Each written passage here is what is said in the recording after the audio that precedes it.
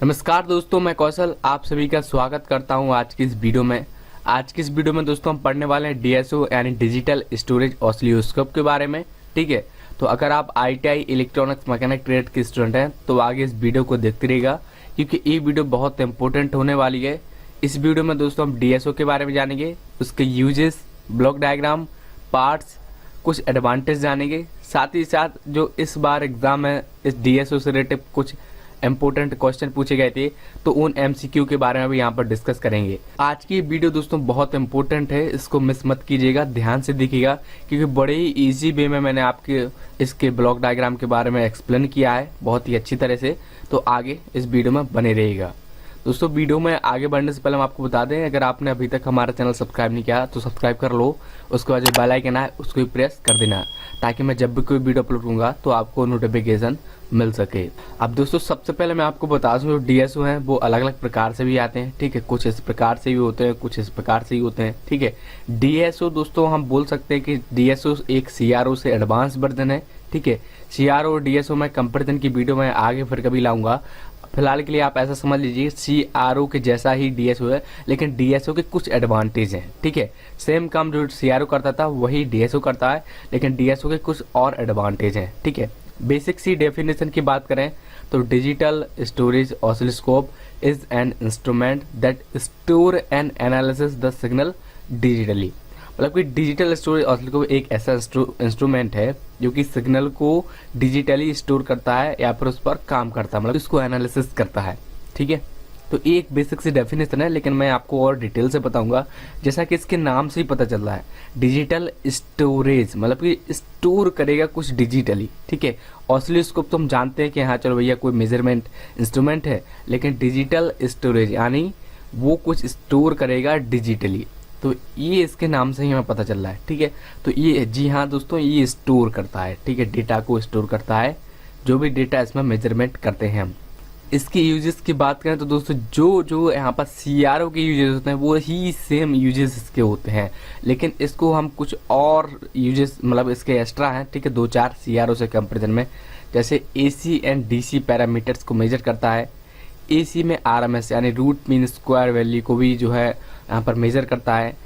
Instantaneous value को भी जो है यहाँ पर मेजर करता है, मतलब कि क्षारक वैल्यू कुछ करके बोलते हैं इसे। It can be use for DC measurement, AC as well as DC voltage and current, inductance and capacitance, frequency, time period, time interval between two signal। तो और भी चीज़ें जो है ये मेजर कर सकता है। ये जस्ट मैंने एग्जांपल के लिए देखी हैं। ठीक है, कि क्या क्या हम इसमें यूज में लेते हैं। ठीक है, अब दोस्तों यहाँ पर हम बात करते हैं इसके ब्लॉक डायग्राम के बारे में, क्योंकि जो ब्लॉक डायग्राम है वो बहुत इंपॉर्टेंट है। अब देखिए दोस्तों ब्लॉक डायग्राम भी दो प्रकार से है। ठीक है, एक तो ये वाला है और दूसरा ये वाला। अब देखिए इस ब्लॉक डायग्राम को मैं यहाँ पे एक्सप्लेन नहीं करूँगा, क्योंकि इसमें बेसिक्स हैं, कुछ है नहीं डिटेल से। अगर आप इसको समझ लेंगे तो आपको और डिटेल से समझ में आ जाएगा, ऐसा समझ में आएगा कि कभी नहीं भूलने वाले आप। ठीक है, तो मैं इसको एक्सप्लेन नहीं करूँगा, क्योंकि इससे ही थोड़ा एकदम डिटेल में दिया गया है ये ब्लॉक डायग्राम। तो फटाफट से दोस्तों हम जो है इस ब्लॉक डायग्राम की यहाँ पर बात करते हैं। देखिए दोस्तों कुछ इस प्रकार से ब्लॉक डायग्राम है, इन एक एक पार्ट के बारे में जो हम जल्दी से फटाफट से यहाँ पर जानेंगे। ठीक है, सबसे पहले दोस्तों इस लिस्ट में आता है इनपुट एटेन्यूएटर। ठीक है, इनपुट एटेन्यूएटर को ही हम सिग्नल देते हैं। अब इनपुट एटेन्यूएटर का काम क्या होता है? देखिए दोस्तों इनपुट एटेन्यूएटर का काम होता है, कोई भी सिग्नल हो अगर उसमें नॉइज है या फिर वो डिस्टर्ब है तो उस नॉइज को हटाना। ठीक है, सपोज कोई सिग्नल है जिसमें कि कुछ खराब सिग्नल है तो उसको हटाना इनपुट एटेन्यूएटर का काम होता है। ठीक है, जब मैंने आपको नॉइज़ बोला है तो आप समझ ही गए होंगे कि कोई भी सिग्नल हो अगर उसमें नॉइज़ है तो उसको हटा देता है। इसके बाद दोस्तों आता है वर्टिकल एम्पलीफायर। अब वर्टिकल एम्पलीफायर का काम क्या होता है? देखिए सीआरओ में भी मैंने बताया था कि जो भी हम सिग्नल देते हैं वो मेजरेबल नहीं होता है, इसलिए उसको एम्पलीफाई करना ज़रूरी होता है। तो उस सिग्नल को एम्पलीफाई करेगा वर्टिकल एम्पलीफायर। ठीक है, जो सिग्नल हमें इनपुट एटेन्यूएटर के बाद मिलेगा, और इनपुट एटेन्यूएटर ने क्या किया, उस सिग्नल की नॉइज़ को हटा दिया। अब उसको वर्टिकल एम्पलीफायर क्या करेगा, एम्पलीफाई। इसके बाद आता है सैंपल एंड होल्ड। अब देखिए सैंपल एंड होल्ड क्या है। ठीक है, तो इसको हम थोड़ा डिटेल से समझते हैं। अब दोस्तों सैंपल एंड होल्ड क्या है। सपोज दोस्तों ये कोई यहाँ पर हमारे पास सिग्नल है, इस पर जो हम सैंपल लेंगे, ठीक है, ये हमारे पास एक सिग्नल है, तो इस पर जो है हम यहाँ पर एक सैंपल लेंगे। सपोज हमने यहाँ से कोई वैल्यू ले ली, ठीक है, यहाँ से ले ली, ठीक है, तो ये जो हम सैंपल ले रहे हैं, मतलब कि कोई एक पर्टिकुलर वैल्यू को हम उठा रहे हैं उस सिग्नल में, ठीक है, ये एक एनालॉग सिग्नल है, इसकी वैल्यू हमें पता है कंटिन्यूसली बढ़ेगी घटेगी, ठीक है, लेकिन उसमें से हम ऐसा भी समझ सकते हैं कोई एक हाईएस्ट पॉइंट होगा जिस पर से जो है हम सैंपल ले लेंगे, ठीक है। अब दोस्तों उसी को जो है हम होल्ड करे रहेंगे, ठीक है, होल्ड करेंगे तो हमें कुछ इस प्रकार से जो यहाँ पर देखने को मिल जाएगा। हालांकि ये मैं आपको बेसिक तरीके से बता रहा हूँ, ठीक है, ये जस्ट मैं आपको समझाने के लिए बता रहा हूँ, ठीक है। यहाँ से हमने कोई भी पॉइंट पर जो है हमने यहाँ पर सैंपल लिया, ये हो गया सैंपलिंग, ठीक है। अब इसको हम थोड़ी देर तक होल्ड करे रहे, ये हो गया होल्ड। तो मुझे उम्मीद है कि आप सभी लोग जो है सैंपल एंड होल्ड सर्किट के बारे में समझ गए, ठीक है। सैंपल मतलब किसी पर्टिकुलर जगह पर जो है एक सैंपल लेना, उसके बाद उसी को होल्ड करे रखना थोड़ी देर के लिए, तो वो हो जाता है होल्ड, ठीक है। इसी को दोस्तों इसी विधि से जो है हम एनालॉग सिग्नल को डिजिटल में कन्वर्ट करते हैं। हालांकि वो मैं आपको एक्सप्लेन करता हूँ भाई। इसके बाद दोस्तों आता है एनालॉग डिजिटल कन्वर्टर। अब देखिए सैंपल ले लिया हमने, होल्ड कर लिया सिग्नल को, उसके बाद वो सिग्नल जाता है एनालॉग टू डिजिटल कन्वर्टर को, और जिसका काम हमें पता है ऑब्वियसली, जो कि एनालॉग सिग्नल को डिजिटल में कन्वर्ट कर देगा। अब इसके बाद दोस्तों इन दोनों ब्लॉक का काम होता है डेटा इक्वेशन का। आपसे एग्जाम में पूछा जा सकता है कि sample and hold and analogue to digital converter के द्वारा क्या किया जाता है, ठीक है, या फिर सैंपल एंड होल्ड सर्किट के द्वारा क्या किया जाता है। तो आपको याद रखना है एनालॉग सिग्नल को डिजिटल में, क्योंकि यहीं से दोस्तों हम एनालॉग सिग्नल को डिजिटल में कन्वर्ट कर रहे हैं। और इन दोनों से दोस्तों sample and hold and analogue to digital converter से जो हम डेटा इक्वेशन भी करते हैं। ये क्वेश्चन दोस्तों रिसेंटली एग्जाम में आया था, which function is perform by the sample hold circuit along with the ADC and digital studio oscilloscope. तो उसका करेक्ट आंसर था वो था डेटा इक्वेशन। तो आपको याद रखना है, ठीक है, आंकड़ा अधिकरण करके कुछ इसका आंसर था, तो आपको याद रखना है, ठीक है, ये बहुत इंपॉर्टेंट है। इसके बाद दोस्तों आता है मेमोरी। अब देखिए मेमोरी का काम क्या होता है। देखिए जो सिग्नल हमें यहाँ से मिला वो 0 एंड 1 की फॉर्म में, मतलब कि वो डिजिटली है, तो उसको हम डिजिटली स्टोर करते हैं, ठीक है। अब दोस्तों आप लोगों के मन में एक क्वेश्चन होगा कि क्या हम डेटा को एनालॉग तरीके से स्टोर कर सकते हैं। अब दोस्तों इसके बारे में मैं वीडियो बनाऊंगा आगे कि हम डेटा को एनालॉग स्टोर करते हैं या नहीं, कर सकते हैं या नहीं। फिलहाल आप ये समझ लीजिए कि वो सिग्नल जो हम मेमोरी में स्टोर करते हैं, ठीक है। रिसेंटली इस पर एक क्वेश्चन भी आया था, which part of the DSO stores the process data of input voltage. तो आपको याद रखना है मेमोरी, ठीक है, ये एक इंपॉर्टेंट क्वेश्चन यहीं से बन जाता है। डीएसओ से दोस्तों ज़्यादातर जो क्वेश्चन होते हैं वो ब्लॉक डायग्राम से ही उठा लेते हैं, ठीक है, एग्जाम में, तो आपको ब्लॉक डायग्राम को ही अच्छे से समझना है। इसके बाद दोस्तों ये तो ऊपर के पार्ट्स हो गया, लेकिन अब यहाँ से कनेक्टेड होता है ट्रिगर सर्किट। अब ट्रिगर सर्किट क्या होता है, देखिए हमें पता है जो हमारी सीआईटी होती है उस पर हॉरिजॉन्टल और वर्टिकल दोनों सिग्नल एक साथ जाना चाहिए, तो उसके लिए ट्रिगरिंग करते हैं हम। अगर दोस्तों आपने मेरी इसके पहले मैंने एक वीडियो बनाया था सीआरओ के बारे में, ठीक है, कैथोड रे ऑसिलोस्कोप के बारे में, अगर आपने वो नहीं देखी तो फर्स्ट ऑफ ऑल आप उसको देखिए, क्योंकि अगर आप उस वीडियो में देख लेंगे तो आपको बहुत सारी चीज़ें ऑलरेडी समझ में आ जाएंगी, ठीक है, आपको इस ब्लॉक डायग्राम को समझने में और आसानी होगी। इस सर्किट के बाद दोस्तों आता है कंट्रोल लॉजिक, ठीक है। कंट्रोल लॉजिक दोस्तों ट्रिगर सर्किट से यहाँ पर कनेक्टेड होता है। अब ये ट्रिगर सर्किट से ही नहीं, ये एनालॉग टू डिजिटल कन्वर्टर और मेमोरी से भी कनेक्टेड होता है, साथ ही साथ सैंपल एंड होल्ड सर्किट से भी कनेक्टेड होता है। अब ये है क्या, देखिए ये कुछ नहीं है, ये माइक्रो प्रोसेसर है, ठीक है, जो कि कंट्रोल करते हैं कि कब ट्रिगरिंग करना है, कब हमें सैंपल एंड होल्ड लेना है, कैसे लेना है, किस सिग्नल का, ठीक है। एनालॉग टू मतलब एडीसी को भी बताते हैं कि कब कन्वर्ट करना है, कब स्टोर करना है, ये सब कंट्रोल करता है कंट्रोल लॉजिक।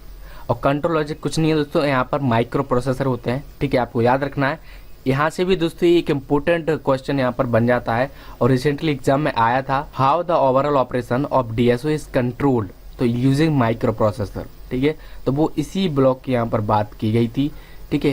कंट्रोल लॉजिक में ही माइक्रो प्रोसेसर होते हैं, ठीक है, इसी से हम कंट्रोल करते हैं कि कब सैंपल एंड होल्ड या कब क्या करना है। मुझे उम्मीद है कि आप लोग समझ के होंगे कंट्रोल लॉजिक। अब इसके बाद दोस्तों जो मेमोरी होता है वो एक D2A यानी डिजिटल टू एनालॉग कन्वर्टर में कनेक्टेड होता है, क्योंकि दोस्तों यहाँ से जो सिग्नल आएगा वो वर्टिकली सिग्नल आएगा। इसके बाद दोस्तों जो कंट्रोल लॉजिक होता है इससे भी हमारा जो है एक सिग्नल आता है जो कि जाता है D2A को, ठीक है। ये दोस्तों ये होता है हॉरिजॉन्टल सिग्नल, ठीक है, ये वर्टिकल सिग्नल हो गया, ये हॉरिजॉन्टल, क्योंकि अगर आपने मेरी CRO वाली वीडियो देखी हो तो उसमें मैंने बताया था हॉरिजॉन्टल और वर्टिकल सिग्नल जो कि हम CRT को देते हैं, CRT यानी कैथोड रे ट्यूब। अब यहाँ से दोस्तों जो सिग्नल निकला है ऑब्वियसली बात है वो तो डिजिटल फॉर्म में ही होगा, क्योंकि हमारे जो माइक्रो प्रोसेसर होते हैं वो केवल डिजिटल पर ही काम करते हैं, ठीक है। तो यहाँ से जो सिग्नल आएगा वो डिजिटल में होगा, उसको हमें एनालॉग में कन्वर्ट करना पड़ेगा, क्योंकि जो हमारा सिग्नल होता है जो CRT पर डिस्प्ले होता है वो एनालॉग फॉर्म में ही होता है। इसके अलावा ये जो दोनों ही D2A कन्वर्टर होते हैं, D2A यानी डिजिटल टू एनालॉग, ठीक है। जो डिजिटल सिग्नल है उसको ये एनालॉग में कन्वर्ट करेंगे। ये दोनों ही एक जो है डिफ्लेक्शन एम्पलीफायर से जुड़े हुए होते हैं। ऊपर वाले को हम वर्टिकल डिफ्लेक्शन एम्पलीफायर बोलते हैं, नीचे वाले को हम हॉरिजॉन्टल डिफ्लेक्शन एम्पलीफायर होते हैं, और फाइनली ये दोनों जाके CRT से कनेक्टेड होते हैं, ठीक है। तो ये सभी काम जो थे ब्लॉक डायग्राम के मैंने आपको बता दिए हैं। क्या इनपुट एटेन्यूएटर का काम होता है, एम्पलीफायर का, sample and hold, E to Z जो है मैंने आपको बता दिया है। आई होप कि आप सभी लोग यहाँ पर समझ के होंगे, ठीक है। बात करें पार्ट्स की तो DSO के यही पार्ट्स हैं, ठीक है, जो कि मैंने आपको ब्लॉक डायग्राम में बताए हुए हैं। और इसके अलावा दोस्तों जो DSO होते हैं वो अलग अलग तरीके से हमें मार्केट में देखने को मिल जाते हैं, जैसे इस टाइप के भी मिल जाते हैं, मोबाइल टाइप के भी मिल जाते हैं, ठीक है। और जो हमारे ट्रेडिशनल है जो कि हमने देखी है तो वो तो आपको ITIs में भी आपको प्रैक्टिकल कराया जाता होगा, तो वो तो आपको देखने को मिले ही होंगे। इसके अलावा दोस्तों इससे कुछ एडवांटेज हैं जिनकी बात हम यहाँ पर कर लेते हैं, ठीक है। अब भैया तभी तो हम इसको यूज़ में ले रहे हैं, अगर इसके CRO से ज़्यादा एडवांटेज ना हो तो हम क्यों इसको यूज़ में लें। सबसे पहला एडवांटेज है इन्फिनिटी स्टोरेज टाइम। इसमें दोस्तों हमारे डेटा को स्टोर कर सकते हैं, वो भी अनंत समय के लिए, ठीक है। मतलब कभी भी ये डिलीट नहीं होगा डेटा, अगर जब तक हम डिलीट खुद ना करें। इसके अलावा जो सेकंड पॉइंट है वो है ईजी टू ऑपरेट। अब दोस्तों जो DSO होते हैं वो बहुत ईजी टू ऑपरेट होते हैं, मतलब कि इनको ऑपरेट करना बहुत ही ईजी होता है। इसके अलावा कर्सर मेजरमेंट इज पॉसिबल होता है। It is the capable of displaying x y plots, PV diagram and BH curve. देखिए यहाँ से एक इम्पोर्टेंट क्वेश्चन आ सकता है एग्जाम में कि जो DSO है वो क्या क्या दिखा सकता है, क्या क्या शो करा सकता है, मतलब, ठीक है। तो आपको याद रखना है x y plots, PV diagram and BH curve, ये तीनों ही DSO में हमें देखने को मिल जाते हैं। इसके अलावा जो नेक्स्ट एडवांटेज है वो है pre triggering. Pre triggering features allow display of wave form before the trigger pulse. अब देखिए प्री ट्रिगर नाम से ही पता चल रहा है कुछ ट्रिगर से पहले यहाँ पर होगा, ठीक है। तो जी हाँ, जो भी हम जो है दोस्तों स्क्रीन पर जो ट्रिगरिंग के बाद जो सिग्नल देखते हैं उसका प्रीव्यू हम पहले देख सकते हैं प्री ट्रिगरिंग से, ठीक है। तो ये इसका एक सबसे खास एडवांटेज है। तो दोस्तों बस यही था DSO के बारे में, जहाँ पर मैंने आपको इसके ब्लॉक डायग्राम के बारे में बताया, कुछ यहाँ पर मैंने आपको क्वेश्चन भी बताए, साथ ही साथ यूजेस, इसके बेसिक कॉन्सेप्ट के बारे में जाना कि क्या होता है, ठीक है। अब दोस्तों ये अलग अलग फॉर्म में होते हैं, ये भी मैंने आपको बता दिया है। तो यही कुछ था सारा DSO के बारे में।